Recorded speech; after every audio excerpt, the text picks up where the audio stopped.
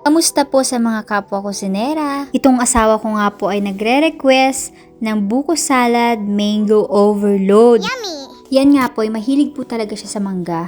Kaya nga lang po ang problema ay sobrang mahal po talaga ng mga mangga dito sa Canada. What? Kaya po madalas kapag napunta kami ng mga market, inaantay ko po talaga na magkaroon sila ng sale. Huh? Sabi nga ng nanay ko ay budget-wise ika nga.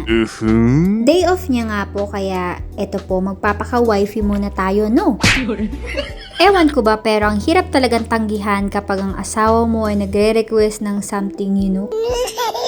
Kaya nga mas maganda na gawin mo na lang Huh? para mamaya ikaw naman mangbubudol. Yan nga po ay sobrang sweet talaga ng asawa ko. Mahilig po talaga siya mangyakap sa akin.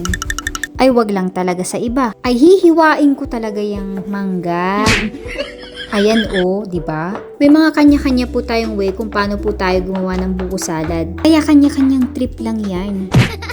Isa nga po ito sa Filipino dessert na favorite ng aking asawa. Mas trip ko pa rin yung normal lang pero dahil request niya, umukod na lang ako ng para sa kanya. Yummy! Spoiled yarn!